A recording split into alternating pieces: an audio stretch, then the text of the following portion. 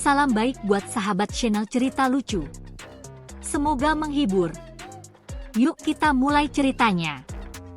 Di sebuah pondok pesantren yang terletak di sebuah desa yang asri di pedalaman Jawa Barat, hiduplah sekumpulan santri yang penuh dengan keceriaan dan kelakuan konyol yang tak ada habisnya. Pondok itu dikelola oleh seorang kiai yang sangat bijaksana, namun tak jarang terlihat bingung menghadapi kelakuan santri-santrinya yang aneh dan lucu. Kiai Haji Atang, atau yang lebih sering dipanggil dengan sebutan Kiai Atang, adalah sosok yang tenang dan sabar, namun di balik ketenangannya itu, ia sering terjebak dalam situasi yang tak terduga akibat kelakuan para santrinya. Pada suatu hari yang terik, sekitar bulan Ramadan, suasana di pondok pesantren itu sedikit berbeda. Bukan hanya karena suasana Ramadan yang penuh berkah, tetapi juga karena santri-santri muda yang tergolong masih hijau dalam berpuasa dan mencari cara untuk bisa menahan lapar serta haus. Namun, mereka bukan hanya berpuasa dalam arti yang biasa. Mereka berpuasa dalam cara yang penuh dengan kelucuan dan kebingungannya sendiri. "Ustadz, Ustadz!" teriak seorang santri muda, Ujang, dari balik pintu asrama. "Gimana caranya biar puasa kita tetap sah tapi tetap bisa makan?"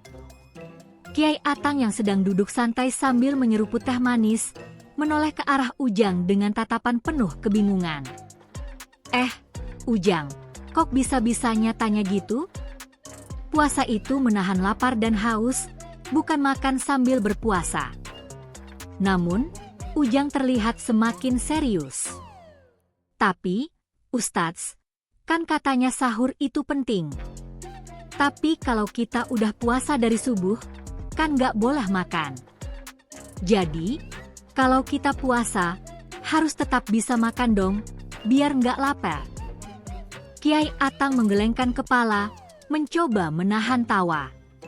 "Ya sudah, Ujang, ini bukan soal makan atau tidak makan. Yang penting itu niat dan ikhlas. Ingat, kita berpuasa untuk Allah." Namun, Ujang dengan polosnya melanjutkan, "Tapi, Ustadz, tadi waktu sahur saya makan nasi goreng pakai telur. Itu kan udah kenyang banget, jadi bisa nggak puasa tanpa lapar? Atau saya masih harus merasa lapar?" Sambil mengusap jidatnya yang terasa mulai pusing, Kiai Atang mencoba untuk menjelaskan dengan cara yang lebih sederhana. "Ujang, kamu nggak bisa ngakal-ngakalin puasa kayak gitu. Puasa itu soal keikhlasan. Kalau kamu cuma mikirin makan, ya nggak akan paham esensi puasa." Namun, meskipun Kiai Atang sudah berusaha keras menjelaskan, Ujang masih tetap kebingungan. "Berarti saya tetap harus nahan lapar dan haus meskipun udah kenyang?" "Betul," jawab Kiai Atang dengan sedikit geram, namun tetap mencoba tertawa. "Pokoknya, jangan mikirin makan terus." Tidak hanya Ujang, namun hampir semua santri di pondok itu punya cara unik untuk menghadapinya puasa kali ini. Setiap kali waktu berbuka tiba, mereka berlarian menuju meja takjil dengan semangat yang luar biasa, seolah-olah mereka baru saja menemukan harta karun. Tapi yang membuat semuanya semakin konyol adalah cara mereka menikmati takjil. Bukan hanya takjil yang mereka berebutkan, tetapi banyak di antara mereka yang kebingungannya malah mengarah pada hal-hal yang lucu. Suatu hari, setelah selesai sholat maghrib, semua santri berkumpul di ruang makan untuk berbuka puasa. Di meja terdapat berbagai macam takjil, kolak, kurma, es buah, dan aneka gorengan. Semua santri sudah duduk dengan penuh semangat, menunggu waktu yang tepat untuk mulai makan. Namun, tiba-tiba, Abdurrahman, salah satu santri yang terkenal dengan kelakuannya yang selalu kocak, berdiri di tengah meja dan mengangkat tangannya ke udara. "Saudaraku," teriak Abdurrahman dengan penuh semangat. "Hari ini kita akan berbuka dengan cara yang berbeda. Kita akan berbuka puasa tanpa menyentuh takjil." Semua santri yang duduk di meja takjil langsung terdiam. Mereka saling pandang, bingung, dan penasaran dengan apa yang akan terjadi.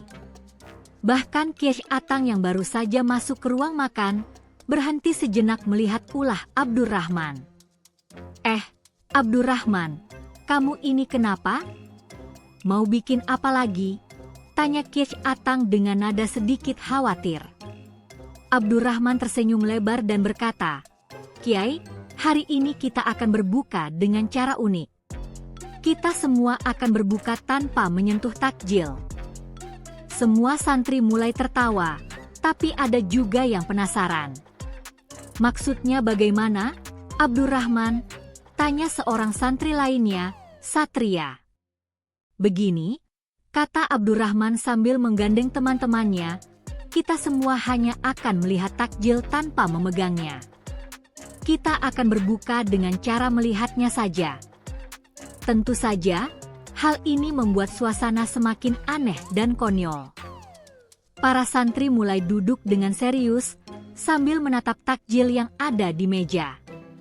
Mereka mulai merasakan bagaimana rasanya menahan keinginan untuk menyentuh makanan yang sudah di depan mata. Tidak bisa begini. Salah seorang santri, Yadi, akhirnya tak bisa menahan diri dan langsung meraih sepotong kolak pisang. Lupakan teori, yang penting makan. Kiai Atang yang melihat semua ini hanya bisa menggelengkan kepala. Ini puasa atau lomba tawa, gumamnya pelan. Di tengah kekonyolan itu, tiba-tiba terdengar suara ketukan pintu yang cukup keras. Assalamualaikum, Kiai. Suara itu datang dari luar. Kiai Atang segera membuka pintu dan melihat seorang santri yang baru saja pulang dari pasar. Ada apa, Maman? Tanya Kiai Atang dengan penasaran. Maman, santri yang dikenal suka membeli barang aneh di pasar, tersenyum lebar. Kiai, saya bawa sesuatu yang spesial buat buka puasa hari ini. Maman kemudian mengeluarkan sebuah kantong plastik berisi sebuah takjil mini. Sebuah takjil yang ukurannya sangat kecil, hanya seukuran bola pingpong. Ini takjil mini. Cocok untuk yang ingin puasanya lebih ringan, katanya sambil tertawa. Semua santri yang ada di ruangan itu langsung tertawa terbahak-bahak. Takjil mini itu benar-benar aneh, seperti takjil yang dibuat khusus untuk mainan, bukan untuk berbuka puasa. Kiai Atang yang melihat semua itu hanya bisa tertawa sambil mengusap dagunya. Ini lebih mirip pertunjukan lucu daripada buka puasa. Tapi, ya sudahlah, yang penting kita tetap berbuka dengan hati yang gembira. Itulah suasana di pondok pesantren yang penuh tawa dan kebingungannya. Meskipun cara mereka berpuasa dan berbuka terkadang penuh kelucuan dan keanehan, semua santri di sana belajar untuk menjaga niat dan tetap melaksanakan puasa dengan penuh keikhlasan. Kiai Atang pun akhirnya menyadari bahwa di balik kebingungannya, para santri ini justru membawa kegembiraan yang tiada tara. Sementara itu, Abdurrahman yang kembali berdiri di tengah ruang makan dengan gaya dramatis, berkata, Kiai, saya rasa ini adalah puasa paling unik yang pernah saya lakukan. Takjil mini adalah simbol dari puasa yang penuh tawa. Semua santri tertawa, dan suasana konyol itu membuat Ramadan di pondok pesantren itu semakin berwarna. Namun, satu hal yang pasti, mereka semua belajar untuk saling menghormati dan mencintai satu sama lain dalam kebersamaan, bahkan di tengah kelucuan yang tak terduga. Esok harinya, suasana di pondok pesantren kembali dipenuhi dengan kegembiraan dan sedikit kekonyolan. Para santri sudah terbiasa dengan rutinitas harian mereka yang padat, mulai dari mengaji, beribadah, hingga saling bercanda di sela-sela waktu istirahat. Namun, hari ini ada sesuatu yang lebih menarik yang sedang terjadi. Pada waktu duha, Kiai Atang tiba-tiba mengumumkan sebuah pengumuman penting kepada semua santri di pondok. Semua santri berkumpul di masjid untuk mendengarkan pengumuman dari sang Kiai. Santri-santri yang saya cintai, hari ini kita akan mengadakan acara yang sangat penting, kata Kiai Atang dengan suara yang penuh semangat. Acara ini sangat istimewa dan sangat berbeda dari yang biasa kita lakukan. Semua santri menatap dengan penuh perhatian, penasaran apa yang akan diumumkan oleh Kiai. Sebagian besar dari mereka sudah terbiasa dengan kegiatan-kegiatan di pondok yang kadang cukup konyol dan mengundang tawa, tapi kali ini, Kiai Atang terlihat lebih serius dari biasanya. Akan ada lomba puasa, kata Kiai Atang dengan suara yang penuh semangat. Lomba puasa? Semua santri langsung terdiam. Ini pertama kalinya mereka mendengar ada lomba puasa di pondok pesantren. Lomba puasa biasanya hanya ada di kalangan anak-anak kecil yang sedang belajar berpuasa. Tapi ini lomba puasa di kalangan santri? Tenang, tenang. Lanjut Kiai Atang. Lomba ini bukan lomba siapa yang bisa menahan lapar paling lama, tetapi lomba siapa yang bisa menjalani puasa dengan cara yang paling kreatif dan lucu. Para santri mulai saling pandang. Mereka tentu tahu bahwa Kiai Atang selalu punya ide-ide aneh dan unik, tetapi kali ini sepertinya lebih aneh dari biasanya. Masing-masing santri sudah bisa membayangkan bagaimana kelucuan akan terjadi dalam lomba ini. Mereka pun mulai berdiskusi dengan serius, meskipun sesekali terdengar tawa yang tidak bisa mereka tahan. Jadi kita boleh ikut lomba ini kalau kita bisa puasa dengan cara konyol? Tanya Ujang, yang dikenal selalu punya ide nyeleneh. Betul sekali, Ujang, jawab Kiai Atang sambil tersenyum lebar. Setiap santri harus menunjukkan keunikan dalam berpuasa. Lomba ini akan menguji kreativitas kalian dalam menjalani puasa. Dan yang terpenting, semua peserta harus tetap menjalankan puasa dengan penuh niat dan keikhlasan. Mendengar itu, santri-santri yang ada di sana langsung bersemangat.